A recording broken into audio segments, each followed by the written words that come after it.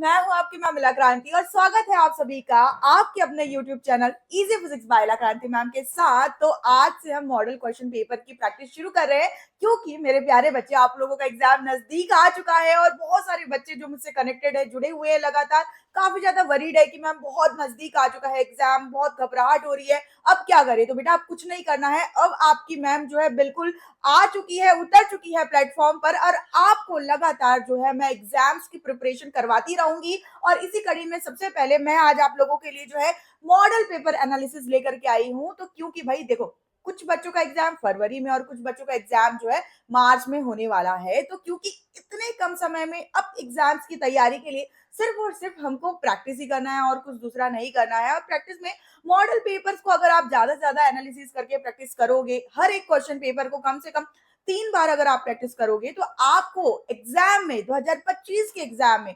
100% successful होने से कोई भी नहीं रोक सकता। और बात करें अगर फिजिक्स की, तो फिजिक्स के लिए तो आपको बिल्कुल भी टेंशन लेने की जरूरत नहीं है क्योंकि यहाँ पर आपकी जो मैम बैठी हुई है बिल्कुल इसीलिए कि आपको हर तरीके से, हर तरह से आपको एग्जाम्स के लिए परफेक्टली तैयार कर दे। और क्योंकि हम स्टार्ट कर चुके हैं मॉडल पेपर एनालिसिस, तो आज से हम क्वेश्चन की प्रैक्टिस शुरू करने वाले हैं। तो जैसे कि कुछ बच्चे जो मुझसे कह रहे थे कि मैम अभी तक हमने कुछ अगर नहीं पढ़ा है तो क्या हम वन शॉट से कर सकते हैं। देखो, वन शॉट से भी अगर आप करोगे तो पूरी चीजें आपको समझ नहीं आएगी। तो मैं आपको यही सजेस्ट करूंगी कि अगर आप बाई क्वेश्चन वाइज अगर आप तैयारी करना चाहें तो ज्यादा बेहतर होगा। ठीक है, तो ये मेरा आपको सजेशन है कि क्वेश्चन वाइज आप तैयारी करना शुरू करें। और उसके लिए सबसे बेस्ट मॉडल पेपर एनालिसिस, अगर फिजिक्स की बात है तो वो तो आपको इस चैनल पर बिल्कुल मिल जाएगा। और फिजिक्स के हर तरह से मॉडल क्वेश्चन पेपर मैं आपको यहाँ पर सॉल्व करवाऊंगी। और सबसे पहली बात, जो मैं क्वेश्चन पेपर लेकर के आ रही हूँ, तो सबसे पहले तो बहुत सारे बच्चों के डाउट्स आते हैं जिनके क्वेश्चन का सॉल्यूशन उनको लाइव डाउट सेशन में मिलता है। और उसके अलावा क्वेश्चन पेपर के सॉल्व करने की भी डिमांड बच्चे करते हैं। तो क्योंकि बच्चों की तरफ से बहुत सारे क्वेश्चन पेपर भेजे गए हैं, उसके अलावा मैं भी आप लोगों के लिए क्वेश्चन पेपर, मॉडल पेपर लेकर के आऊंगी। पर सबसे पहले मैं आप में से ही जो कुछ बच्चे जिन्होंने मुझे क्वेश्चन पेपर भेजा है, ठीक है, तो उन पेपर का सॉल्यूशन मैं लेकर आना शुरू कर रही हूँ। और आज मैं जैसे कि लेकर के आई हूँ खुशी का क्वेश्चन पेपर। तो भाई खुशी काफी ब्रिलियंट स्टूडेंट रही है, काफी लंबे समय से हमसे जुड़ी हुई है और जो उसने क्वेश्चन पेपर भेजा था उसका सॉल्यूशन आज आप देखेंगे। और सॉल्यूशन देखने से पहले मैं चाहूंगी कि जल्दी से सारे बच्चे चैनल को सब्सक्राइब करना और बेल आइकॉन हिट करना नहीं भूलेंगे क्योंकि लगातार आपको प्रैक्टिस क्वेश्चन पेपर यहाँ पर मिलता रहेगा। आपके जितने भी डाउट्स है उसका लाइव सॉल्यूशन भी मिलता रहेगा और उसके लिए आपको चैनल को सब्सक्राइब करना, बेल आइकॉन हिट करना बहुत ज्यादा जरूरी है। और ज्यादा से ज्यादा बच्चों तक इस वीडियो की लिंक, इस चैनल की लिंक आपको शेयर करना जरूरी है ताकि ज्यादा से ज्यादा बच्चे हमसे जुड़ पाए और फिजिक्स का उनके जो दिल का डर है वो बिल्कुल खत्म हो जाए। इसके लिए बिल्कुल आप कमेंट सेक्शन में लिख करके बताएंगे कि आपने शेयर कर दिया। तो यस, अगर आप जो है डेफिनेटली, मतलब कि अगर आप क्लास को ज्वाइन कर चुके हैं तो आप लगातार कमेंट्स करते रहिए क्योंकि मैं ये भी देखना चाहती हूँ कि कौन बच्चे अटेंटिवली क्लास को अटेंड कर रहे हैं और प्रॉपर हर क्वेश्चन का सॉल्यूशन देख रहे हैं। तो आपके फीडबैक्स, आपके कमेंट्स बहुत ज्यादा जरूरी है। और चाहूंगी कि आप मुझसे जो है व्हाट्सएप के माध्यम से भी कनेक्ट हो जाए। लिंक आपको नीचे वीडियो के नीचे आपको डिस्क्रिप्शन में मिल जाएगा और वहां पर आप लिंक को क्लिक करके व्हाट्सएप ग्रुप को ज्वाइन कर सकते हैं क्योंकि जो बच्चे ऑलरेडी मुझसे जुड़े हुए हैं वो लगातार मैं उनसे कनेक्टेड हूँ, लाइव कनेक्टेड रहती हूँ और उनके डाउट्स भी सॉल्व करती हूँ, प्लस उनके क्वेश्चन पेपर भी सॉल्व करती हूँ, प्लस मैं आपके लिए हर तरह से आपके एग्जाम की तैयारी के लिए जो भी आपकी नीड होगी उस पर भी लगातार मैं वीडियोस लेकर आती रहूंगी। और अगर आपको कुछ डाउट है तो आप यहाँ नीचे कमेंट सेक्शन में भी लिख सकते हैं। और सबसे बेस्ट रहेगा कि अगर डिस्क्रिप्शन में जाकर के व्हाट्सएप का लिंक चेक करके अगर व्हाट्सएप ग्रुप में अगर आप जुड़ जाते हैं, व्हाट्सएप ग्रुप में अगर आप कनेक्ट हो जाते हैं, तो वहां पर तो फिर आपको कोई दिक्कत होनी ही नहीं है। ठीक है, तो जरूर जल्दी से जल्दी ज्यादा से ज्यादा बच्चे जुड़ते जाए ताकि ज्यादा से ज्यादा बच्चों तक के ये जो मदद है ना, जो फिजिक्स का डर है उनका खत्म करने में, मतलब मेरा जो एम है फिजिक्स के डर को खत्म करना, उसके लिए बिल्कुल रास्ता मिल सके, ज्यादा से ज्यादा बच्चों तक मैं पहुंच पाऊं, बस इसीलिए मैं आपको बार बार ये बात कह रही हूँ। तो चलो फाइनली शुरू करते हैं। तो मॉडल पेपर सॉल्व जब हम कर रहे होंगे तो सबसे पहले हमें पूरे क्वेश्चन पेपर का जो है यहाँ पर एनालिसिस करना होगा कि आई होप आप स्क्रीन में देख पा रहे होंगे। मैं आपको जूम आउट करके यहाँ पर दिखा रही हूँ कि लाइक क्वेश्चन पेपर में जैसे कि आप देख पा रहे हैं कि यहाँ पर भले से ही क्वेश्चन पेपर का पैटर्न थोड़ा अलग है, 2 नंबर के आपको 20 सवाल दिए हैं और 5 नंबर के आपको 10 सवाल दिए हैं, लेकिन यहाँ पर जो क्वेश्चन पेपर में आपको लेवल मिलेगा वो काफी मतलब अच्छा है। आपको इस तरह के क्वेश्चंस प्रैक्टिस करने की जरूरत है, राइट। और क्वेश्चन पेपर में कैसे किस तरीके से आपको सॉल्व करना है, कैसे अप्रोच करना है, डेफिनेटली मैं आपको सॉल्यूशन के दौरान बताती रहूंगी। और जैसे कि मैंने बताया कि खुशी के द्वारा भेजा गया क्वेश्चन पेपर, लगातार आप भी मुझसे जुड़कर इसी तरीके से अपने सारे सवाल और क्वेश्चन पेपर्स आप भेज सकते हैं, ताकि अगला आने वाला पेपर हो सकता है कि आप में से किसी स्टूडेंट्स का हो। क्यों भाई, है कि नहीं? चलो भाई, तो यहाँ पर जैसे कि ये हम पेपर को जब एनालिसिस कर रहे हैं तो हमको पूरा क्वेश्चन पेपर एक बार कम से कम 5 से 10 मिनट का समय क्वेश्चन पेपर को पढ़ने में देना है। और जैसे ही हम क्वेश्चन पेपर पढ़ते हैं तो ध्यान रखना वहां पर कि होता क्या है ना, कि जो एग्जामिनर पेपर जिन्होंने सेट किया है तो वो केवल और केवल आपके नॉलेज को नहीं, साथ साथ आप कितने अटेंटिव हो, आप माइंड से कितना वहां पर प्रेजेंट हो, इस चीज को भी चेक करते हैं। और इसके लिए वो कई बार क्या करते हैं, पहला क्वेश्चन काफी टफ आपको दे देते हैं। जैसे कि अगर पूरे प्रश्न पत्र को अगर आप पढ़ेंगे, ठीक है, तो आप देख पा रहे हैं कि प्रश्न पत्र एक एक नजर आप मारते जाए। मैं चाहूंगी फटाफट से सब बच्चे एक एक नजर मारते जाए क्वेश्चन पेपर पर। तो बहुत सारे क्वेश्चंस ऐसे हैं जो जो आप ऑलरेडी पढ़े हुए हैं, और क्वेश्चन देखते ही उनका सॉल्यूशन आपके दिमाग में जो है बिल्कुल एक बार जो है चक्कर काट रहा होगा, एक बार तो जरूर उसका सॉल्यूशन आपको घूम रहा होगा, राइट। लेकिन अगर आप पहले प्रश्न की बात करें, पहले प्रश्न में मैं अगर आऊं यहाँ पर, तो आप देखो ध्यान से कि जो पहला प्रश्न है, दर्शाएं कि आवेशित चालकों के बीच आवेशों के पुनर्वितरण में ऊर्जा का ह्रास होता है, ये चीज हमको दर्शाना है। और उसके बाद नीचे के क्वेश्चंस अगर देखोगे तो सेलों को समानांतर क्रम में जोड़ने पर लाभ तथा हानि, एम्पियर का परिपथीय नियम, अन्योन्य प्रेरकत्व की परिभाषा। तो आप देखोगे कि पहले सवाल को थोड़ा सा आपको सोचना पड़ रहा होगा, लेकिन दूसरा तीसरा सवाल बहुत ज्यादा आसान है। तो ऐसे सिचुएशन में मैं आपको क्या सजेस्ट करूंगी, मैं आपको थोड़ा पहले प्रश्न के बारे में बता देती हूँ कि यहाँ पर जो पहला प्रश्न दिया है ना, ये आपका जो प्रश्न है वो 5 नंबर के लिए पूछा जाने वाला सवाल है, ठीक है।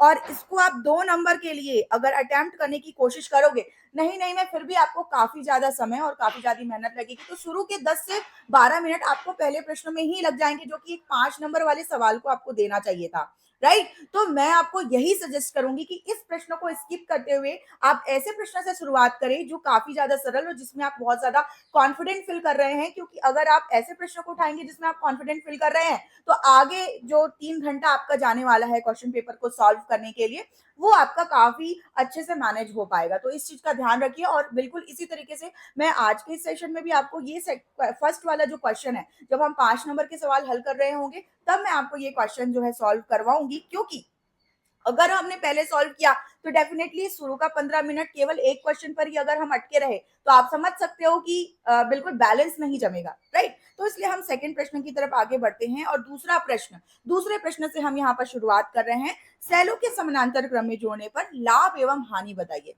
क्या? सेलों के समानांतर क्रम में जोड़ने पर लाभ तथा हानि बताइए। तो देखिए भाई, हमने जब विद्युत सेल की बात कही थी तो हम विद्युत सेल को 2 तरीके से जोड़ सकते हैं।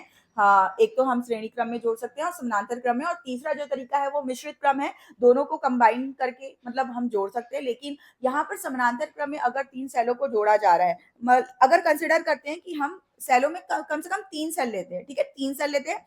अब 3 सेल के लिए सबसे पहले हम यहाँ पर एक डायग्राम बना लेते हैं कि इनको एक बार हम इस तरीके से समानांतर क्रम में जोड़कर, अब आप डायग्राम में देखेंगे कि यहाँ पर क्या होता है कि सेल में हर सेल का क्या होता है, अपना आंतरिक प्रतिरोध होता है। यहाँ पर मान लो कि आंतरिक प्रतिरोध आपका क्या है, R1 R2 R3, और इसका जो विद्युत वाहक बल है E1 E2 E3 हमने ले लिया अगर। और मान लो कि इन सबके सापेक्ष जो विभव है, क्योंकि समानांतर क्रम में क्या होता है, विभव समान होते हैं, तो तीनों सेल के लिए विभव जो है वो क्या होंगे, समान होंगे।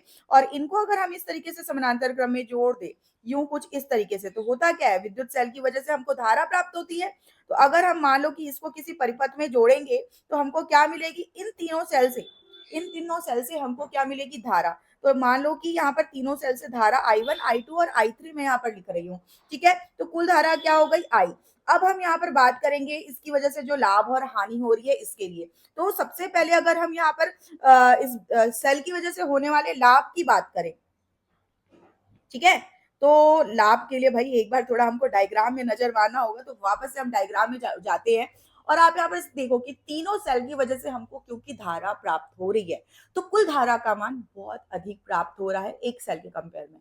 राइट, या फिर श्रेणी क्रम में अगर हम सेल को जोड़ते हैं, ठीक है, तो श्रेणी क्रम में जोड़ने पर क्या होता है, श्रेणी क्रम में यूं इस तरीके से अगर जोड़ेंगे तो क्या होगा कि हमको एक ही मतलब जो आई धारा है वही प्राप्त होगी, लेकिन क्योंकि हमने समानांतर क्रम में जोड़ा तो हमको धारा क्या प्राप्त हुई, समानांतर क्रम में जोड़ने की वजह से अधिक प्राप्त हुई, राइट, है कि नहीं। तो ये क्या हो गया, पहला लाभ। ठीक, अब उसके बाद अगर हम दूसरा देखें, यहाँ पर हम बात करेंगे किसकी, प्रतिरोध की। तो क्या है कि जब भी प्रतिरोध को समानांतर क्रम में जोड़ा जाता है, ठीक है, चाहे वो सेल का आंतरिक प्रतिरोध हो चाहे वो नॉर्मल प्रतिरोध हो, तो सेकंड जो हमारा लाभ होता है, ठीक है, तो सेकंड लाभ लिखने से पहले एक बार मैं यहाँ पर मेंशन कर देती हूँ कि पहला वाला लाभ हमको क्या प्राप्त हो रहा था, हमको जो है कुल धारा, है ना, कुल धारा अधिक प्राप्त हो रही थी। और दूसरा वाला लाभ की अगर हम बात करें तो क्योंकि हमारे पास यहाँ पर क्या है, तीनों जो आंतरिक प्रतिरोध है ये हमारे पास यहाँ पर समानांतर क्रम में है, और समानांतर क्रम के लिए मैं आपको यही बता रही हूँ कि समानांतर क्रम संयोजन में हमेशा जो तुल्य धारिता होती है वो हमको कम होकर के प्राप्त होती है।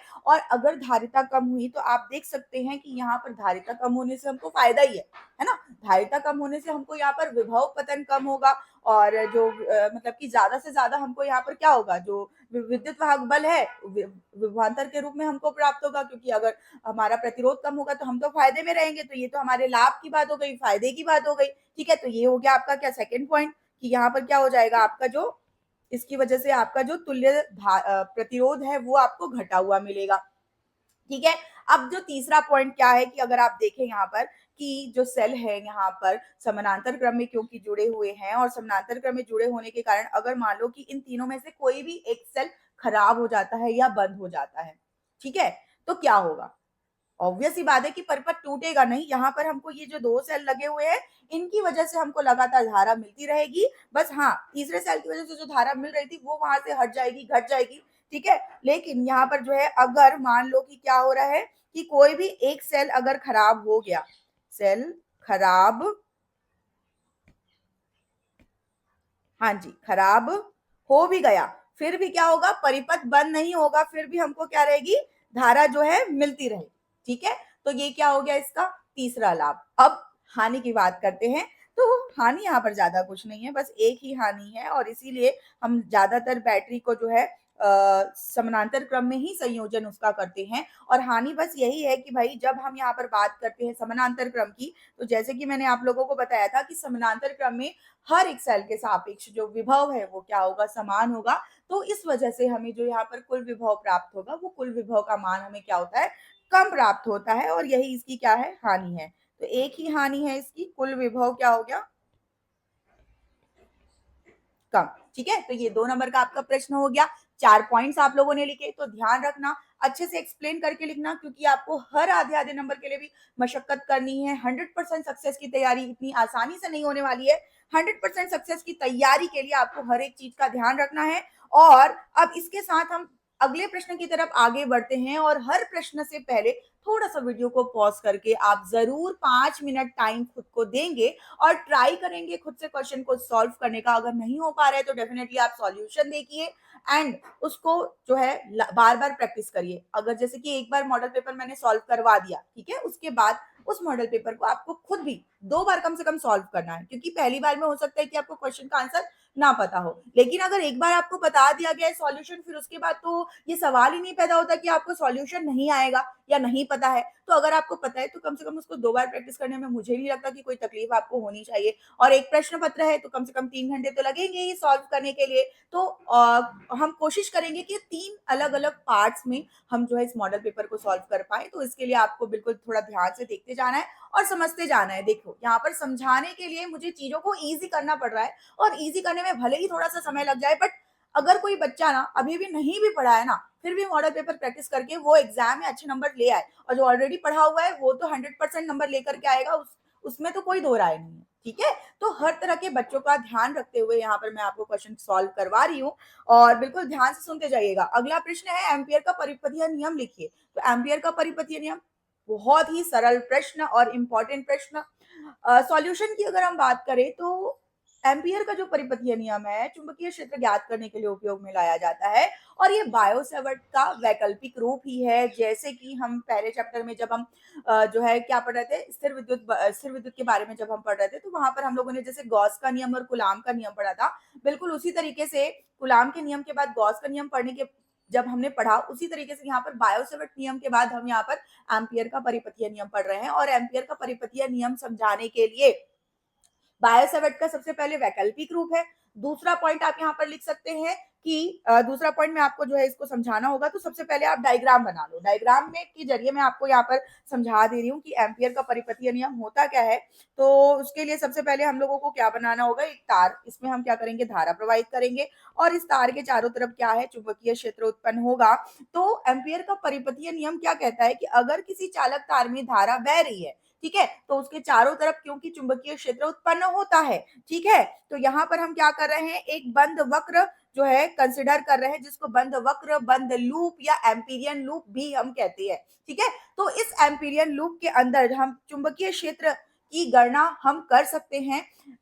इसको परिभाषित कैसे करेंगे, तो किसी बंद वक्र के लिए, ठीक है, किसी बंद वक्र के लिए, ठीक है, उसके अंदर जो चुंबकीय क्षेत्र का मान होता है, ठीक है, उसके अंदर जो चुंबकीय क्षेत्र का मान होता है, उस चुंबकीय क्षेत्र का, उस चुंबकीय क्षेत्र का, ध्यान से सुनिएगा, उस चुंबकीय क्षेत्र का रेखीय समाकलन। रेखीय समाकलन मतलब यहाँ पर हम लोगों को लंबाई के रिस्पेक्ट में, लंबाई के रिस्पेक्ट में समाकलन करना है बंद वक्र में। तो रेखीय समाकलन के लिए यूं इस तरीके से, और क्योंकि हम यहाँ पर बंद लूप या बंद वक्र ले रहे हैं, उसके लिए हम क्या करेंगे, यहाँ पर समाकलन चिन्ह के साथ हम बीच में सर्कल लगाते हैं। तो चुंबकीय क्षेत्र का रेखीय समाकलन क्या होता है, यहाँ पर जो हम लोगों ने अंदर का जो एरिया कंसिडर किया है एम्पीरियल लूप के अंदर, तो इस क्षेत्रफल के अंदर जो धारा प्रवाहित हो रही है, ठीक है, तो ये जो रेखीय समाकलन है वो क्या हो रहा है, इस क्षेत्रफल के अंदर जो धारा प्रवाहित हो रही है इसके म्यू नॉट गुना होता है, और ये क्या होता है, आपका एम्पियर का परिपथीय नियम होता है, ठीक है। तो एम्पियर का परिपथीय नियम मैंने आपको समझाया, यहाँ पर सूत्र के माध्यम से बताया। अब आपको इसकी परिभाषा भी जरूर लिखनी चाहिए कि किसी भी, तो मैं परिभाषा भी एक बार आपको जल्दी से फटाफट लिख के बता देती हूँ। किसी भी बंद सतह, ठीक है, से गुजरने वाले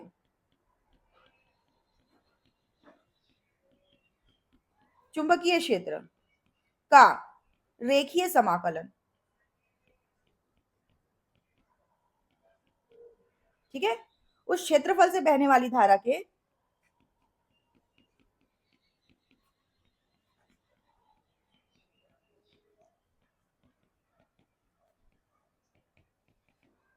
म्यू नॉट गुना होता है।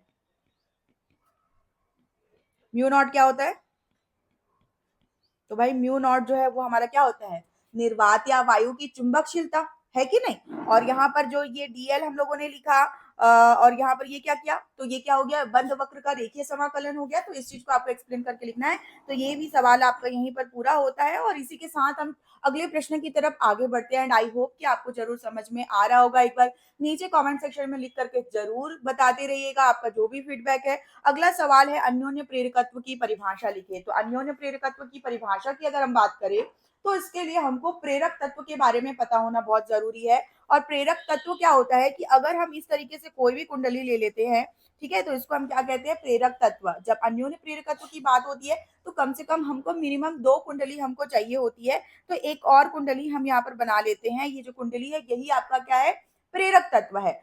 अब यहाँ पर जो प्रेरक तत्व हमने लिया है, इन प्रेरक तत्व में अगर हम क्या करें, पहली कुंडली में धारा प्रवाहित करें, ठीक है, तो पहली कुंडली में धारा प्रवाहित करने के कारण अगर यहाँ पर दूसरी कुंडली के क्या, फ्लक्स में अगर परिवर्तन होता है, ठीक है, तो यहाँ पर ये जो फ्लक्स में परिवर्तन है वो किसके किसके ऊपर निर्भर करेगा, तो यहाँ पर जो पहली कुंडली में हम धारा प्रवाहित कर रहे हैं उस पर निर्भर करेगा। इसका मतलब यहाँ पर क्या होगा कि पहली कुंडली में बहने वाली धारा के समानुपाती होगा दूसरे कुंडली का चुंबकीय फ्लक्स। और यहीं पर अगर हम इस समानुपाती चिन्ह को हटाते हैं तो यहाँ पर हमें फाई बराबर क्या मिलता है, फाई बराबर हमें एम आई मिलता है। और यहाँ पर जो नियतांक हम लोगों ने समानुपाती चिन्ह को हटाने के बाद लिया है, यही नियतांक आपका क्या कहलाता है, अन्योन्य प्रेरकत्व या फिर अन्योन्य प्रेरण गुणांक आपका कहलाता है। और इस अन्योन्य प्रेरकत्व या अन्योन्य प्रेरण गुणांक को अगर हम परिभाषित करना चाहे, तो इसको परिभाषित करने के लिए जो हमें फाई बराबर एम आई जैसे मिला है, ठीक है, तो इस समीकरण में अगर हम धारा का मान क्या ले ले, 1 एम्पियर, तो यहां से हम क्या कर सकते हैं, अन्योन्य प्रेरकत्व की परिभाषा दे सकते हैं। तो अन्योन्य प्रेरकत्व, ठीक है, अन्योन्य प्रेरकत्व वह मान है जब हम किसी कुंडली में, किसी प्रेरक कुंडली में अगर क्या करें, जब हम किसी प्रेरक कुंडली में 1 एम्पियर की धारा प्रवाहित करें तो उसके लिए जो फ्लक्स उत्पन्न हो रहा है, ठीक है, वही आपका क्या है, उसके लिए जो फ्लक्स उत्पन्न हो रहा है वही आपका क्या है, अन्योन्य प्रेरकत्व है। ठीक है, तो इस तरीके से आप परिभाषित कर सकते हैं।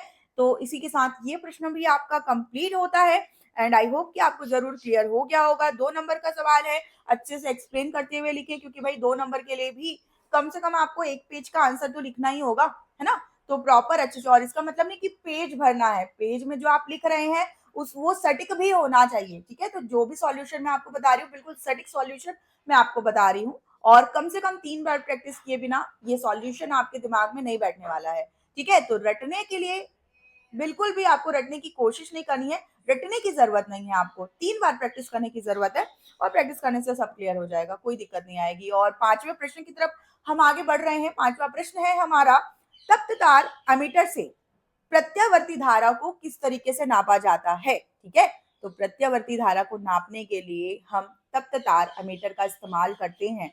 तप्त तार एमीटर जो है वो किस सिद्धांत पर कार्य करता है, अगर किसी को भी आइडिया है तो जल्दी से एक बार नीचे से कमेंट सेक्शन में, नीचे में कमेंट सेक्शन में लिख करके जरूर बताएं। सभी बच्चे, जो बच्चे लेट आए हैं, क्लास को लेट से ज्वाइन किए, कोई बात नहीं, मॉडल पेपर एनालिसिस हम कर रहे हैं, क्वेश्चन पेपर हम सॉल्व कर रहे हैं, और आपको बहुत अच्छे से ध्यान पूर्वक हर क्वेश्चन का सॉल्यूशन यहाँ पर देख रहा है। अभी हम 5वां प्रश्न कर रहे हैं, तप्त तार एमीटर का, एमीटर से प्रत्यावर्ती धारा को किस प्रकार से नापा जाता है, किस सिद्धांत पर कार्य करता है, नाम से ही है। देखो, इजी करके समझो बात को। तप्त तार एमिटर मतलब, तप्त मतलब कि गर्म हो रहा है, गर्म हो रहा है मतलब कि उष्मा, उष्मीय प्रभाव। तो यहाँ पर जो अमीटर है, ठीक है, यहाँ पर जो अमीटर है ये विद्युत के उष्मीय प्रभाव पर आधारित है। किस पर? विद्युत के उष्मीय प्रभाव पर। ठीक है, तो कैसे मापा जाता है, तो मापता कैसे है, इसके बारे में हमको यहाँ पर एक्सप्लेन करना है। ठीक है, तो पहले बात तो प्रश्न को समझना है कि हमको एक्सप्लेन क्या करना है, तो किस तरीके से नापता है ये हमको एक्सप्लेन करना है। तो सबसे पहले हम लिखेंगे कि भाई तप्त तार एमीटर का जो इस्तेमाल है प्रत्यावर्ती धारा को नापने के लिए किया जाता है, यह विद्युत के ऊष्मीय प्रभाव के सिद्धांत पर आधारित होता है। और यहाँ पर जैसे कि अमीटर के लिए मैं अगर आपको बनाकर दिखाऊं डायग्राम, तो इस तरीके से, जैसे आप लोगों ने देखा होगा अमीटर, है कि नहीं, यूं इस तरीके से आप लोगों ने देखा होगा अमीटर, यहाँ पर इस तरीके से एक धनात्मक एक ऋणात्मक, और यहाँ पर बीच में क्या न्यूट्रल पॉइंट्स रहते हैं। ठीक है, और यहाँ पर इस तरीके से जो है नापने के लिए सुई लगी होती है, जो बिल्कुल नाप कर दिखाती है धारा को। और प्रत्यावर्ती धारा के लिए जब हम तप्त तार एमीटर का इस्तेमाल कर रहे होते हैं तो कार्य कैसे करता है, तो कार्य के लिए जो है, इसको मैं थोड़ा सा इंटरनल इसका डायग्राम आपको समझाना चाहूंगी, क्यों इस तरीके से जो है आपके माप के लिए। ठीक है, मान लो कि जैसे ये आपका 0 हो गया, 1 हो गया, 2 हो गया, इस तरीके से आपके क्या है कि माप के लिए लगा होता है, और यहाँ पर सूचक लगा होता है।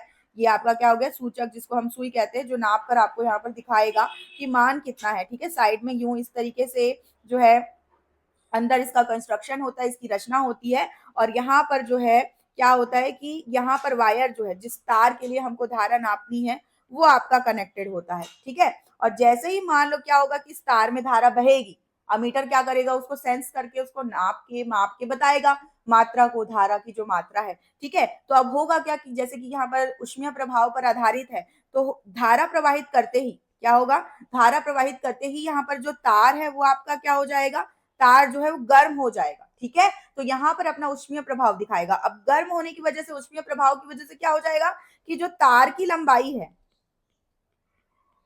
यहाँ पर आप देख पा रहे हैं, ये जो तार की लंबाई है ये क्या हो जाएगी, लंबाई जो है बढ़ जाएगी। ठीक है, अब तार की लंबाई बढ़ने से कॉमन सेंस है कि आप देख पा रहे हो ये ऊपर की तरफ खसकेगा, यहाँ पर क्या करेगा, ये ऊपर की तरफ खसकेगा, और जब ये यहाँ पर ऊपर की तरफ खसकेगा तो ये क्या होगा, फैलेगा। ठीक है, ये वाला हिस्सा इधर की तरफ और ये वाला हिस्सा इधर की तरफ फैलेगा, आप स्क्रीन में देख पा रहे होंगे, राइट। तो जब ये फैलेगा तो होगा क्या कि यहाँ पर जो हमारा ये सुई है, ठीक है, यहाँ पर विक्षेप उत्पन्न होगा। ठीक है, विक्षेप उत्पन्न होगा तो विक्षेप कोण भी होगा, है ना। विक्षेप उत्पन्न होगा तो क्या होगा, आपका विक्षेप कोण भी होगा, और ये विक्षेप कोण मतलब कि यहाँ पर जो है बल आघूर्ण का भी कॉन्सेप्ट आएगा 100%। ठीक है, तो इस तरीके से तप्त तार एमीटर प्रत्यावर्ती धारा को नापने के लिए मतलब यूज किया जाता है, किस तरीके से कार्य किया जाता है। तो यहाँ पर ये डायग्राम बना के आप एक्सप्लेन कर सकते हो कि कैसे नापता है। तो इस तरीके से जो है तार गर्म होकर जब लंबाई बढ़ती है तो उसकी वजह से वो शिफ्ट हो जाता है और विक्षेप उत्पन्न होता है और इस तरीके से नापता है। और यहाँ पर जो हमको विक्षेप कोण मिल रहा है ये बला गुण पर भी निर्भर करेगा। और साथ ही साथ अगर धारा की बात करें तो जो हम तार में धारा बहा रहे हैं इस धारा का जो आरएमएस मान है, ठीक है, इस आरएमएस मान के वर्ग के समानुपाती होता है यहाँ पर तप्त तार एमीटर का विक्षेप कोण। ठीक है, तो इतनी पूरी बातें आपको थ्योरेटिकल फॉर्म में एक्सप्लेन करनी है, डायग्राम भी बनाना है। अब मैं आपको दिखाना चाहूंगी आपको याद रखने के लिए कि आप जो है इसका प्रैक्टिकल डायग्राम दिखता कैसे है तप्त तार एमीटर। तो यहाँ पर जो है आपका ये तप्त तार एमीटर ही है।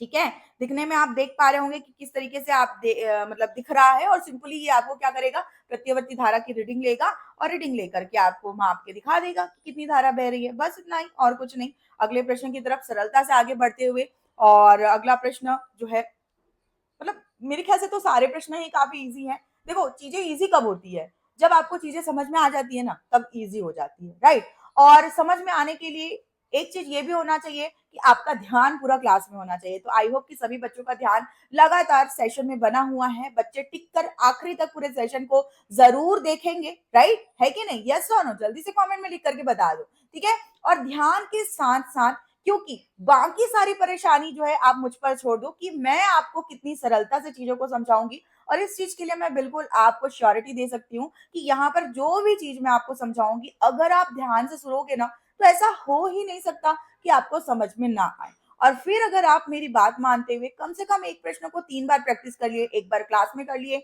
2 बार खुद से कर लिए, तो आप 100% परफेक्ट हो जाओगे। ठीक है, 100% परफेक्ट हो जाओगे। तो इस चीज को ध्यान में रखते हुए अगले प्रश्न को ध्यान से सुनना। विद्युत चुंबक बनाने में इस्पात का उपयोग किया जाता है, क्यों? तो मैं यहाँ पर एक बार आप इंग्लिश के प्रश्न को देखोगे तो यहाँ पर परमानेंट इलेक्ट्रोमैग्नेट की बात करी जा रही है, मतलब विद्युत विधि से जो परमानेंट मैग्नेट बनाया जाता है जो एक्चुअली में स्थायी चुंबक है। ठीक है, तो इसकी बात यहाँ पर हो रही है। तो मैं थोड़ा सा आपको यहाँ पर एक्सप्लेन कर देती हूँ कि जब इस तरीके से घुमावदार प्रश्न दे ना तो आप अपने बेसिक कॉन्सेप्ट से डगमगाना मत। क्लियरिटी मैं आपको देना चाहती हूँ कि परिनालिका की तरह का चुंबक जो एक नॉर्मल इलेक्ट्रोमैग्नेट होता है, परमानेंट इलेक्ट्रोमैग्नेट नहीं, नॉर्मल इलेक्ट्रोमैग्नेट होता है कि जैसे ही हम धारा प्रवाहित करते हैं तो वो एक चुंबक की तरह कार्य करता है। जैसे ही हम वहां से धारा को हटा देते हैं तो वो एक नॉर्मल तार बन जाती है। ठीक है, तो वो एक विद्युत चुंबक है। और इस तरह के जो विद्युत चुंबक हैं, ये जो विद्युत चुंबक हैं वो आपके नरम लोहे के बनते हैं। ठीक है, इस्पात के नहीं बनते, नरम लोहे के बनते हैं। और जो स्थायी प्रकार के होते हैं ना, जैसे यहाँ पर परमानेंट चुंबक की बात करी गई है जो कि एक स्थायी चुंबक ही है, ये बनते हैं आपके इस्पात के। और इस्पात के ही क्यों बनाए जाते हैं, इसी पर हम लोगों को यहाँ पर डिस्कशन करना है। आंसर जो सॉल्यूशन लिखना है हमको कि इस्पात के ही क्यों बनाए जाते हैं वही लिखना है। तो भाई जो इस्पात होता है उसके कुछ गुण होते हैं जिसकी वजह से जो स्थायी रूप से अगर हमको चुंबकत्व चाहिए तो वह चुंबक इस्पात के बनाए जाते हैं। जैसे कहा जाता है ना कि बिल्कुल आपको फौलाद का बनना है, तो क्यों भाई, आपकी मैम तो बिल्कुल इस्पात की बनी हुई है, फौलाद की बनी हुई है, आप बने हुए हो कि नहीं? घबराना नहीं, डरना नहीं, बिल्कुल भी एग्जाम के लिए बिल्कुल किसी भी तरीके से किसी भी बच्चे को नहीं डरना है, नहीं घबराना है और बिल्कुल मजबूती से टिके रहना है। अब उसके लिए आप यहाँ पर ना अपने जो गुण है उससे इस्पात के गुण को रिलेट करते जाना। ठीक है, इस्पात के गुण इजी हो जाएगा, समझना इजी हो जाएगा। लाइक जैसे सबसे पहली बात कि अगर मान लो कि इस्पात आप ले रहे हो चुंबक बनाने के लिए, इसका मतलब सबसे पहला गुण तो उसका ये होगा कि भाई उसमें जो लौह चुंबकीय तत्व है, ठीक है, वो लौह चुंबकीय तत्व बहुत ही स्थायित्व होगा। मतलब कि वो आसानी से, मतलब कि एक बार अगर वो चुंबक बन चुका है, स्थायी चुंबक बन गया है, तो कमरे के ताप पर उसका जो चुंबकत्व है ना वो बिल्कुल भी क्षीण नहीं होगा। तो यहाँ पर पहला पॉइंट आप लिख सकते हैं कि इस्पात का क्यों बनाया जाता है। तो इसलिए बनाया जाता है कि जो इस्पात है इसका जो लौह चुंबकीय गुण है, ठीक है, ये गुण जो है कमरे के ताप पर बिल्कुल भी कम नहीं होता, कमरे के ताप पर भी दीर्घ काल तक बना रहता है। ठीक है, तो ये क्या हो गया इसका पहला गुण, जिसके कारण हम क्या करते हैं, जो परमानेंट मैग्नेट है उसको हम क्या करते हैं, इस्पात का बनाते हैं। ठीक है, अब जो दूसरा कारण मैं आप लोगों को बताना चाहूंगी, तो दूसरा कारण ये है कि जो इस्पात एक बार जब, जो ऑब्वियस सी बात है कि किसी लौह चुंबकीय तत्व को ही एक मतलब कार्यविधि के द्वारा चुंबक के रूप में बनाया जाता है। ठीक है, तो जैसे कि वो एक बार चुंबक बन गया, ठीक है, तो अगर हम उसको क्या करें, विचुंबकित करने की कोशिश करें, यानी कि डीमैग्नेटाइज करने की कोशिश करें, ठीक है, तो वो आसानी से बिल्कुल भी डीमैग्नेटाइज नहीं होता, ये इस्पात का गुण होता है। तो दूसरा पॉइंट हम लिख सकते हैं कि अगर हम उसको विचुंबकन करने की कोशिश करें या फिर हम उसको डीमैग्नेटाइज करने की कोशिश करें, तो वो क्या होगा, नहीं मतलब विचुंबकित नहीं होगा, ये इस्पात में गुण होता है। तो सेकंड कारण। तीसरा कारण हम देखते हैं कि जो इस्पात होती है उसकी धारणशीलता बहुत अधिक होती है, ठीक है। तो यहाँ पर मैं लिखती हूँ धारणशीलता। आप थोड़ी देर के लिए ना आप भूल जाओ कि आप फिजिक्स पढ़ रहे हो, सबसे पहले थोड़ा हिंदी पढ़ लो। धारणशीलता का मतलब क्या हो सकता है, मतलब धारण करने की क्षमता, ठीक है। जैसे कि मैं आपको पढ़ा रही हूँ, अब कोई बच्चा 100% समझ पा रहा होगा मेरी बात को, तो कोई बच्चा घबराहट के मारे केवल 70% ही मेरी बात को समझ पा रहा होगा। तो ये आपके अपने गुण हैं कि आप कितना ग्रहण कर पा रहे हो, कितना धारण कर पा रहे हो। तो जो इस्पात है ना, क्योंकि वो तो फौलादी है भाई, तो उसकी जो धारणशीलता है ना वो बहुत ज्यादा अधिक है। एक बार चुंबक बन गया तो बन गया, परफेक्ट, परमानेंट, फिर कोई घबराहट नहीं, कोई डर नहीं, बस 100% सक्सेस की तैयारी है, ठीक है। तो बिल्कुल इसी तरीके से आपको भी अपने 100% सक्सेस की तैयारी लगातार यहाँ पर मेरे साथ जुड़ के करते रहना है, और इस प्रश्न का सॉल्यूशन भी आपको कॉपी में नोट करते जाना है। तीसरा कारण धारणशीलता की हम बात कर रहे थे कि जो इस्पात होता है उसकी धारणशीलता क्या होती है, बहुत ज्यादा अधिक होती है। और धारणशीलता अधिक होने के कारण हम क्या करते हैं, अगर हमको परमानेंट चुंबक बनाना है तो वहां पर हम इस्पात का इस्तेमाल करते हैं, राइट। तो ये कुछ कारण जो है हमने लिखे। और इसके अलावा चौथा कारण मैं आप लोगों को बताना चाहूंगी कि अगर हम क्या करें कि किसी भी चुंबक को अगर हम किसी चुंबकीय क्षेत्र में लेकर के जाएं, ठीक है, क्या करें, किसी भी चुंबकीय क्षेत्र में लेकर के जाए, ठीक है, उसके बाद चुंबकीय क्षेत्र से उसको वापस हटा ले, तो जो अस्थायी चुंबक होता है ना, तो चुंबकीय क्षेत्र में जाकर उसमें चुंबकीय गुण उत्पन्न हो जाता है, और फिर से अगर उसको हटा लो, है ना, तो वापस वो नॉर्मल मटेरियल बन जाता है, जैसे कि हम नरम लोहे की अगर बात करें तो। लेकिन अगर हम किसी चुंबक की बात करें, स्थायी चुंबक की, इस्पात से बने चुंबक की बात करें, तो इस्पात से बना चुंबक जो है क्या होगा कि वो चुंबकीय क्षेत्र से उसको हटा दिए जाने के बावजूद अपना चुंबकीय गुण नहीं खोएगा, ठीक है। तो इसलिए भी हम क्या करते हैं, इस्पात का जो है हम परमानेंट चुंबक बनाते हैं। तो ये बहुत सारी बातें हैं, और नरम लोहे के बारे में भी आप यहाँ पर कंपेयर करके देख सकते हो कि जो जो हम लोगों ने इस्पात के बारे में पढ़ा, बिल्कुल उसका विपरीत आपका होता है नरम लोहा। तो नरम लोहा भी आपका लौह चुंबकीय तत्व ही है, लेकिन मतलब उसका स्थायित्व कम है, वो इतना स्थायी नहीं होता, और इसीलिए टेम्परेली जब हमको चुंबक बनाना होता है तब हम क्या करते हैं, टेम्परेली विद्युत चुंबक बनाने के लिए नरम लोहे का इस्तेमाल करते हैं। तो दोनों में क्लैरिटी आपको होनी चाहिए कि हो सकता है इस प्रश्न को घुमा के आपको पूछ दे, नरम लोहे और इस्पात के बारे में पूछ दे, तो वहां पर भी आपको अलग से प्रश्न को तैयार करने की जरूरत नहीं है। अगर आपको ये चीज आपको जो मैंने अभी समझाया है, अगर उसमें आपको क्लैरिटी है, बेसिक अगर आपका क्लियर है, ध्यान से समझना, बेसिक आपका क्लियर है ना, तो आप जो है उस तरह के कई प्रश्न आप हल कर सकते हो। तो जरूरी नहीं है कि आपको मैं जैसे मॉडल क्वेश्चन पेपर करवा रही हूँ, तो अगर क्वेश्चन पेपर में क्वेश्चन आ रहा है तो बिल्कुल जैसे पेपर में लिखा है वैसा ही आए, हो सकता है उससे रिलेटेड कोई क्वेश्चन आ जाए, पर फिर भी आपको सॉल्यूशन बनना चाहिए, क्योंकि आप इजी फिजिक्स बाय इला क्रांति मैम के साथ यहाँ पर क्वेश्चन पेपर की प्रैक्टिस कर रहे हो, राइट। यस और नो जल्दी से कमेंट सेक्शन में लिखकर बताएंगे। और इसी के साथ हम बढ़ेंगे अगले प्रश्न की तरफ। तो हमारा अगला प्रश्न है यहाँ पर, निर्वात में अवरक्त किरणों और पराबैंगनी किरणों की चालों का अनुपात क्या होता है। अच्छा आप मेरे को ये बताओ, आठवें चैप्टर, अच्छा ध्यान दो यहाँ पे चैप्टर नंबर सबका लिखा हुआ है आपका, आठवें चैप्टर से ये प्रश्न है आपका, ठीक है। और आठवें चैप्टर से जैसे कि प्रश्न आपको यहाँ पर पूछा गया है, और वहां पर आप स्पेक्ट्रम्स के बारे में पढ़ते हो, तो आप वहां पर देखते हो कि सभी की जो चाल होती है, आवृत्ति होती है, तरंग दैर्ध्य होती है, अलग अलग होती है, राइट। लेकिन अगर हम निर्वात की बात करें तो निर्वात के लिए क्या होना चाहिए, एनी गेसेस, एक बार कमेंट सेक्शन में कमेंट्स देखना चाहूंगी, क्या होने चाहिए, कोई बता सकता है। भाई निर्वात की अगर हम बात करें तो निर्वात में जितनी भी किरणें हैं उन सब की चाल क्या होगी, प्रकाश की चाल होती है उसके बराबर ही होगी। तो यहाँ पर निर्वात में जो चाल होती है 3 × 10⁸ और निर्वात में अगर अवरक्त और पराबैंगनी किरणों की बात करें तो अवरक्त किरणों के लिए अवरक्त और पराबैंगनी, ठीक है, दोनों के लिए ही क्या होगी, चाल बिल्कुल समान होगी। अब चाल दोनों के लिए बिल्कुल समान है तो अनुपात क्या होगा, बताओ भाई बताओ, क्या होगा अनुपात।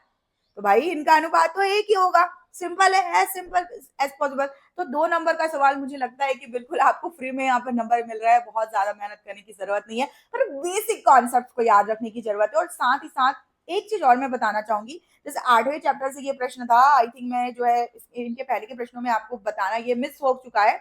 एक बार देखते जाओ, आप चैप्टर के नंबर्स देखते जाओ। यहाँ पर मैं इसलिए मेंशन करके आई हूँ ताकि आपको वेटेज भी पता रहना चाहिए कि किस चैप्टर से कितने नंबर के आपको सवाल हल करने हैं। और पढ़ाई के दौरान हमेशा मैं आपको बताती रही हूँ कि किस चैप्टर से कितना वेटेज, और जब भी टॉपिक मैं आपको कवर करवाई हूँ उस समय भी मैं हमेशा आपको बताती रही हूँ कि आपको इस टॉपिक से इतने नंबर का प्रश्न जो है पूछा जाता है। ठीक है, लेकिन हो सकता है कि आप भूल गए हो, तो वापस यहाँ पर इस चीज को गौर करते चले जाइएगा कि आपको जो है यहाँ पर शुरुआत करी गई थी। आप अगर देखें तो पहले प्रश्न से चैप्टर 2 से पहला सवाल, फिर उसके बाद चैप्टर 3 से सवाल, फिर चैप्टर 4 से, फिर चैप्टर 6 से, है ना। देखो 5 मिस हो गया, वो पहले आ जाएगा, बाद में कवर हो जाएगा।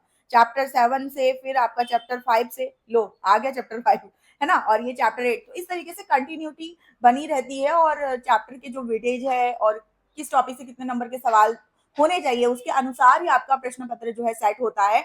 तो ये सब साइकोलॉजी का अगर आप ध्यान रखोगे ना, तो आपको बहुत मतलब आसानी हो जाएगी हर चीज में। तो इजी करना ही हमारा ये काम है, आसान बनाना ही हमारा काम है। एंड आई होप कि अभी तक के जितने भी प्रश्न मैंने आपको एक्सप्लेन किए हैं वो अब तक आपके लिए बहुत ही ज्यादा आसान बन गए होंगे, राइट। चलो आगे बढ़ते हैं। अच्छा, 7वां प्रश्न तो हमारा कंप्लीट हो चुका है, 8वें प्रश्न की तरफ। और 8वां प्रश्न यहाँ पर आपका चैप्टर 9 से है। और चैप्टर 9 आपको पता है कि इसका भी वेटेज अच्छा खासा होता है, ठीक है। और इस चैप्टर से आपको 5 नंबर के भी सवाल मिलते हैं।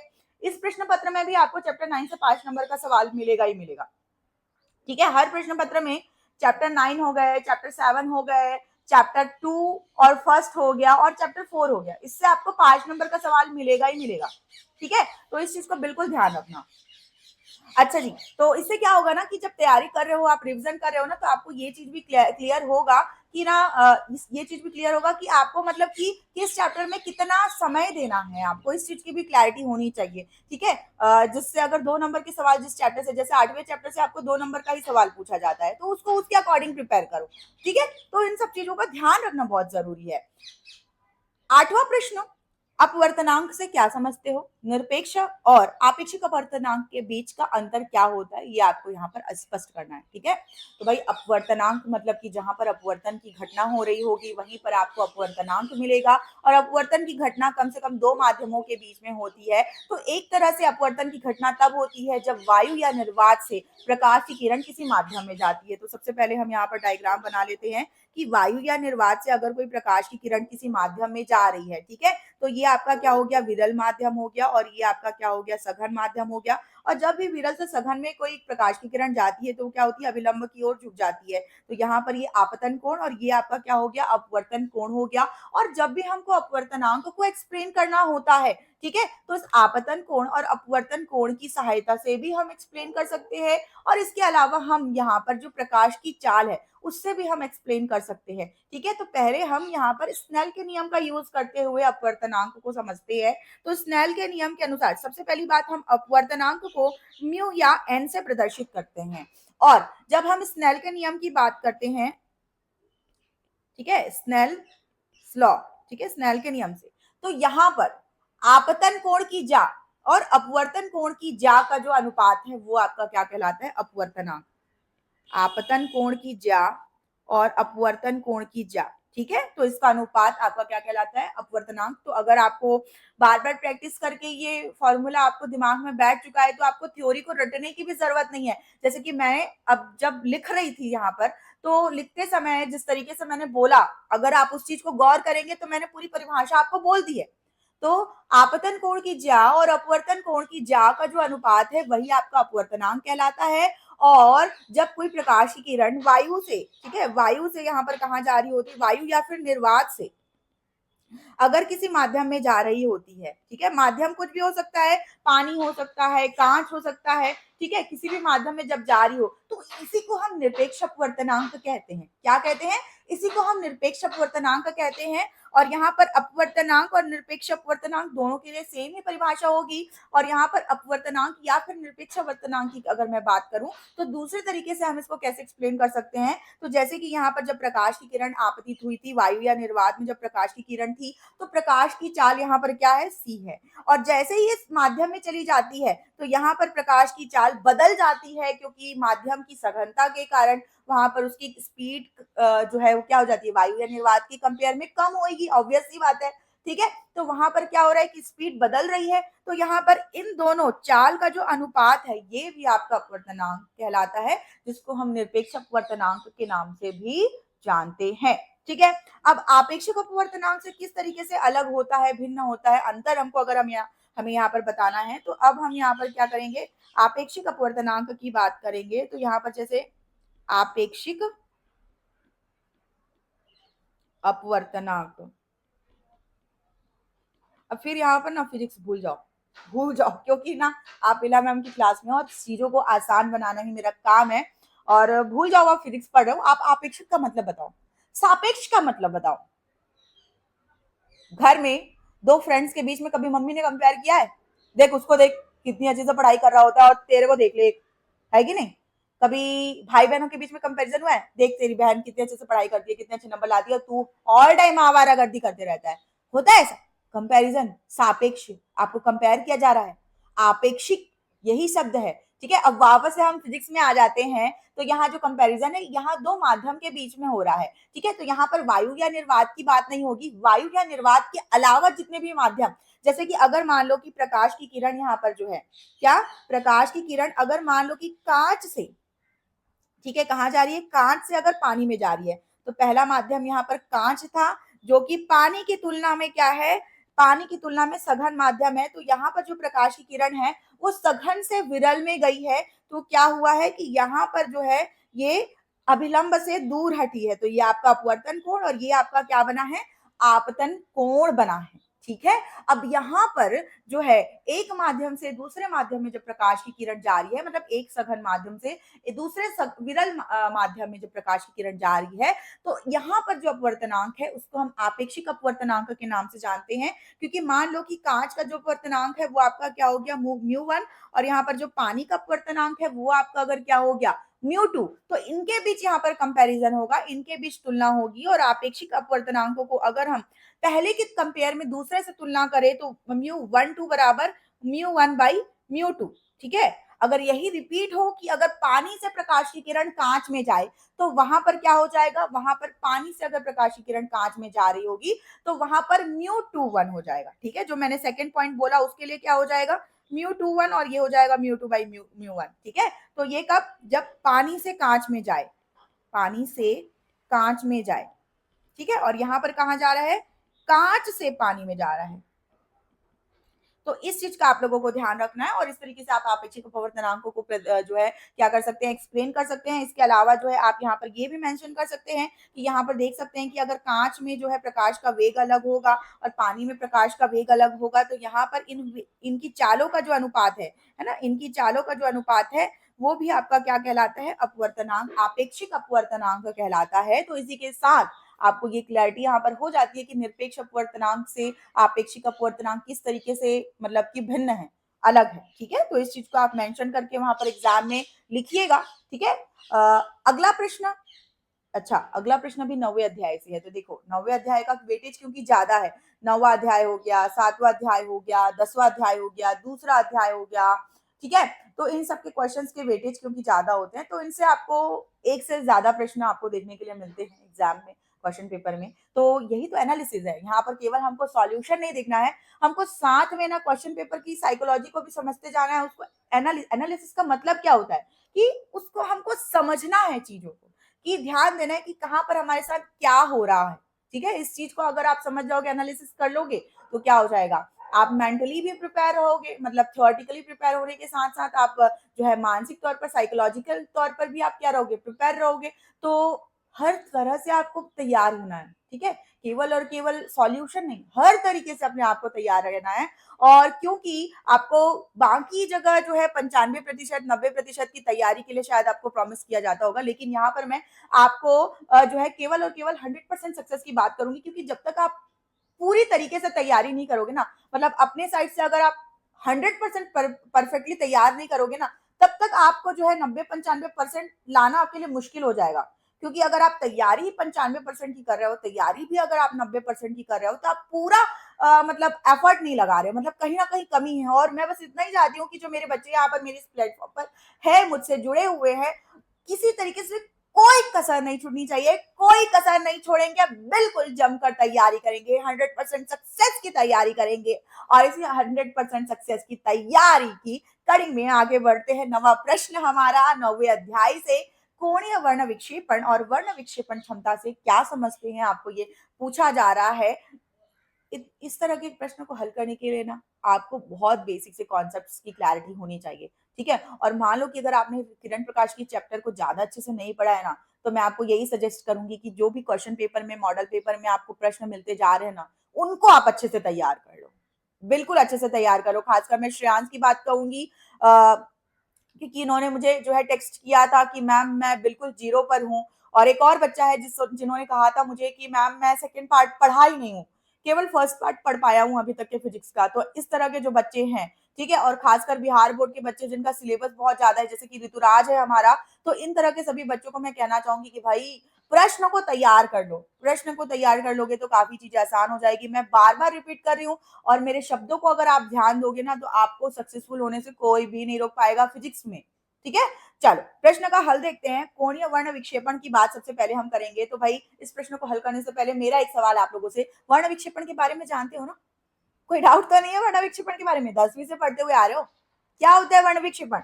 वर्ण विक्षेपण के लिए हम क्या करते हैं, एक प्रिज्म लेते हैं, और प्रिज्म में क्या होती है, प्रकाश की किरण जब आपतित होती है तो क्या होती है, अपवर्तन की घटना होती है, जिसकी वजह से यहाँ पर क्या हो रहा है, यहाँ पर जो है अपवर्तन की घटना की वजह से मुड़ तो रही है, पर साथ ही क्या हो रही है, कुछ रंगों में विभाजित भी हो रही है। जैसे प्रकाश की किरण 7 रंगों में विभाजित होती है, तो मान लो कि मैं यहाँ पर सिर्फ 3 कलर्स को शो कर रही हूँ।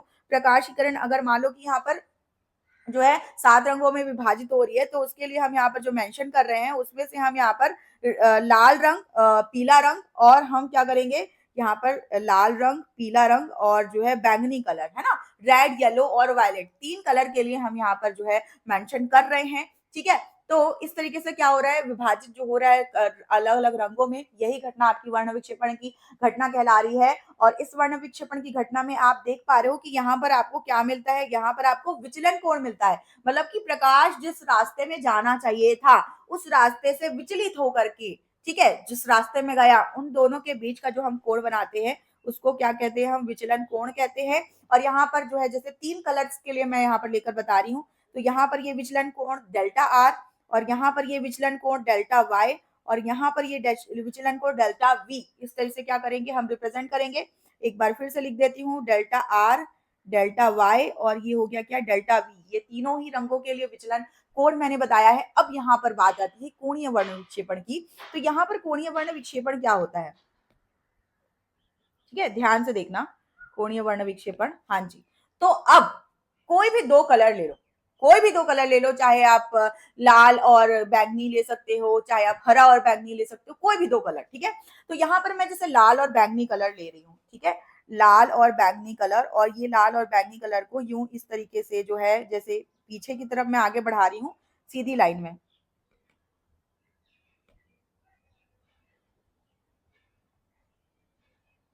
ओके, बढ़ा दिया। अब आप देख पा रहे हो कि जैसे ही हमने इनको पीछे की तरफ आगे बढ़ाया, यहाँ पर एक कोण बन रहा है जिसको हम कहते हैं थीटा कोण, ठीक है। तो किसी भी 2 रंग वर्ण विक्षेपण के कारण जो हमको विभिन्न रंगों में विभक्त होकर के जो प्रकाश की किरणें हमको मिली है, ध्यान से सुनना, वर्ण विक्षेपण के कारण विभिन्न रंगों में जो प्रकाश की किरण विभक्त होकर के मिली है, उसमें से किसी भी 2 रंगों के किरणों को अगर हम पीछे की तरफ बढ़ाते हैं, और पीछे की तरफ बढ़ाने के बाद वो जा करके किसी बिंदु पर जो है क्या हो रहे हैं, किसी बिंदु पर मिल रहे हैं, ठीक है। और यहाँ पर जो कोण थीटा बन रहा है, यही कोण आपका क्या कहलाता है, ये थीटा कोण ही आपका कोणीय वर्ण विक्षेपण कहलाता है। मुझे लगता है काफी आसान है इसकी परिभाषा, बस जरूरत है इसको समझने की। अगर एक बार समझ गए तो चीजें आसान हो सकती है। अगर किसी को भी समझने में कठिनाई हो रही है, तो बेहतर है कि मैं आपको रिपीट करके समझाऊं, आप वीडियो को थोड़ा बैक करके देख लीजिए, और आप उसको समझे बिना आगे मत बढ़िए, ठीक है। तो कोणीय वर्ण विक्षेपण हमने यहाँ पर समझ लिया है। थीटा से हम क्या करेंगे, कोणीय वर्ण विक्षेपण को रिप्रेजेंट करेंगे। और जैसे कि हम यहाँ पर क्या, यहाँ पर लाल रंग और बैंगनी रंग के लिए हम लोगों ने लिया था, तो कोणीय वर्ण विक्षेपण को हम गणितीय माध्यम से भी क्या कर सकते हैं, निकाल सकते हैं। इसका पूरा डेरिवेशन तो हम नहीं करेंगे, डेरिवेशन अगर करना है तो वो एक 5 नंबर का सवाल बन जाएगा, क्योंकि 2 नंबर का सवाल है। बट फिर भी आप यहाँ पर कॉन्सेप्ट को समझ लो कि यहाँ पर जो हमारा कोणीय वर्ण विक्षेपण है वो किसकी सहायता से ज्ञात किया जाता है, तो यहाँ पर जैसे कि आप देख पा रहे हैं कि जो बैंगनी कलर का जो विचलन कोण है वो ज्यादा है लाल रंग के विचलन कोण की तुलना में, तो हम इसलिए यहाँ पर बैंगनी कलर का विचलन कोण और ये हो गया आपका लाल रंग का विचलन कोण, और इस तरीके से अगर दोनों के बीच का अगर हम डिफरेंस निकालेंगे तो हमको क्या मिल जाएगा, कोणीय वर्ण विक्षेपण हमको मिल जाएगा। अब क्योंकि डेल बराबर क्या होता है, म्यू माइनस वन इंटू ए, तो इस तरीके से अगर इसको आगे सॉल्व किया जाता है तो ये जो है हमें mu v minus mu r into A इस तरीके से प्राप्त होता है। देखो मैं डायरेक्ट बता रही हूँ आपको, यहाँ पर डेरिवेशन है, इसका डेरिवेशन आप इस प्रश्न के लिए करने की आपको जरूरत नहीं है। अगर आपको अलग से चाहिए तो आप मुझे नीचे कमेंट सेक्शन में लिख सकते हो, मैं इस प्रश्न को आपको अलग से समझा दूंगी। लेकिन अभी फिलहाल क्योंकि हम 2 नंबर का सवाल कर रहे हैं तो मैं आपको यहाँ पर डायरेक्ट बता रही हूँ कि इस तरीके से हमको थीटा का मान यानी कि कोणीय वर्ण विक्षेपण का मान जो है वो मिलता है। ठीक, अब इसके बाद ये तो हो गया, डन हो गया ये। ठीक है, अब हमको यहाँ पर समझना क्या है, तो यहाँ पर हमें समझना है वर्ण विक्षेपण क्षमता, वर्ण विक्षेपण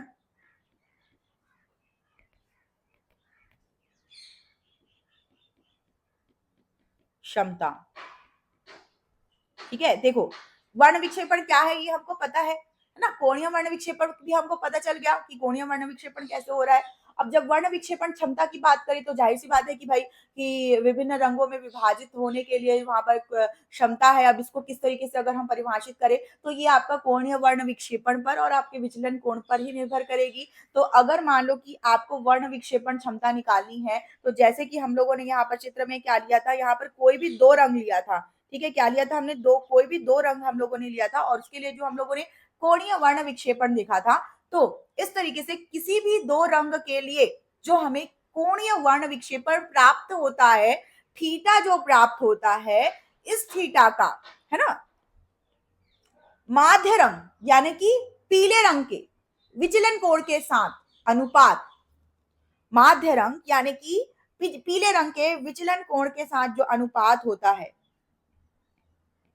ठीक है, यही आपकी वर्ण विक्षेपण क्षमता कहलाती है। और वर्ण विक्षेपण क्षमता को हम रिप्रेजेंट करते हैं ओमेगा से। तो इस तरीके से आपको वर्ण विक्षेपण क्षमता भी प्राप्त हुई, इसकी परिभाषा भी प्राप्त हुई। और जैसे कि इसके पहले जो आप लोगों ने थीटा के वैल्यूज यहाँ पर लिखे थे, तो यहाँ पर मैं आपके लिए जो है लिख देती हूँ, ओमेगा बराबर जैसे theta upon delta Y.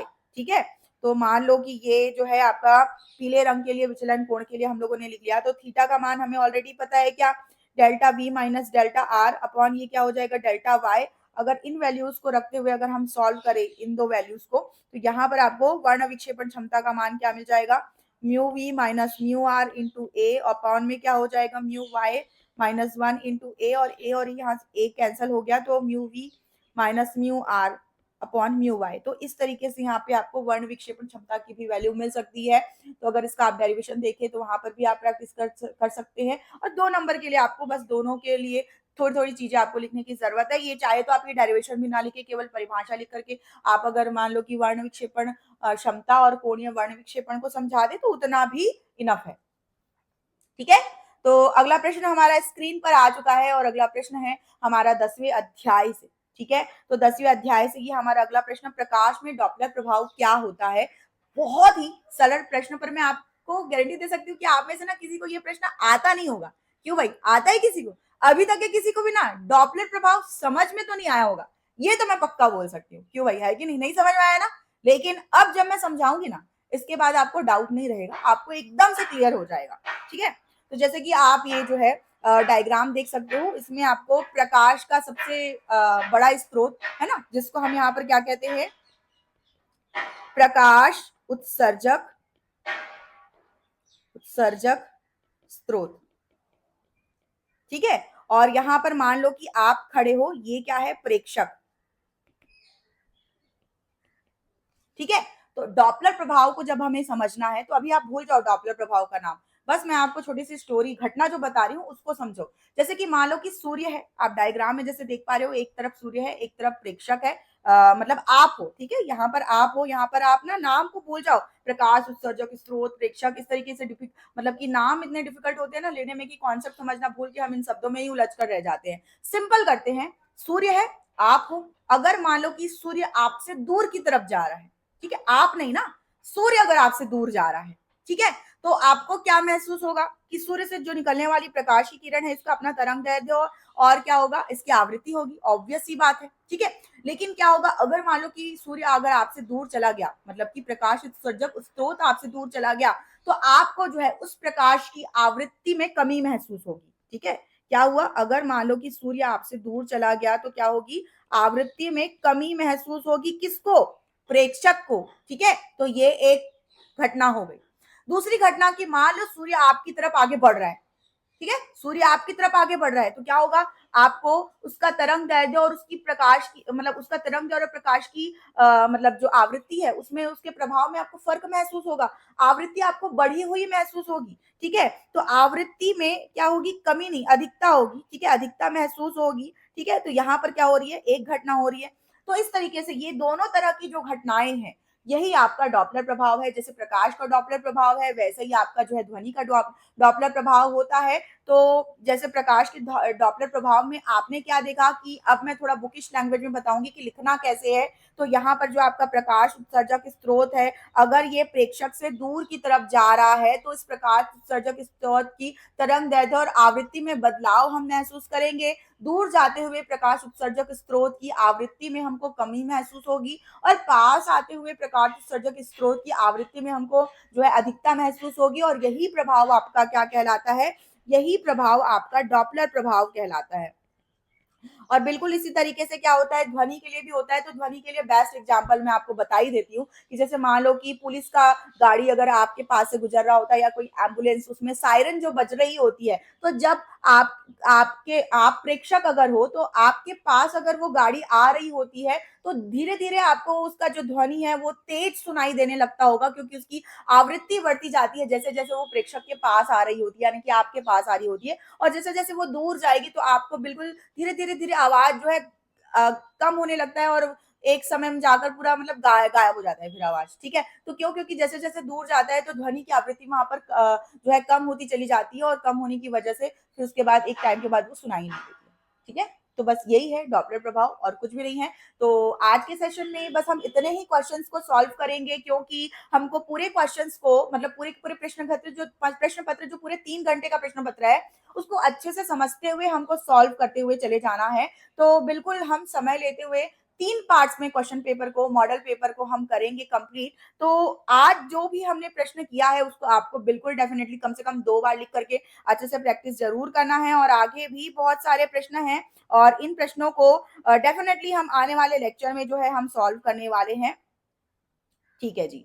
Okay, तो आने वाले लेक्चर्स में आगे के प्रश्न हम सॉल्व करेंगे, लेकिन जाने से पहले आपको कहना चाहूंगी कि चैनल को सब्सक्राइब करना, बेल आइकॉन हिट करना बिल्कुल भी नहीं भूलना है। और अगर आपको ये सेशन अच्छा लगा है तो बिल्कुल लाइक जरूर करना है, क्योंकि यही हमारी जो मोटिवेशन है उसको बढ़ा रहे होते हैं। जैसे एग्जाम्स की तैयारी के लिए आपका मोटिवेशन जरूरी है, उसी तरीके से आपके लिए लगातार वीडियो लेकर आते रहने के लिए आपकी तरफ से मुझे मोटिवेशन की जरूरत है। तो इसके लिए आपको चैनल को सब्सक्राइब करना, बेल आइकॉन हिट करना, वीडियो को लाइक करना बिल्कुल लगातार करते रहना है, ज्यादा से ज्यादा बच्चों तक शेयर करते रहना है। और व्हाट्सएप ग्रुप में जुड़ना ना भूले, क्योंकि व्हाट्सएप ग्रुप में आप मुझसे डायरेक्टली जुड़ते हैं और आपके हर प्रॉब्लम्स को समझकर, आपके फीडबैक्स पर मैं वर्क करके आपके लिए यहाँ पर चैनल के माध्यम से सॉल्यूशंस लगातार लेकर के आती रहूंगी। तो इसके साथ ही आज का सेशन यहीं पर खत्म होगा। नेक्स्ट वीडियो में हम मिलेंगे आगे के पार्ट के साथ, और तब तक के लिए बाय बच्चों।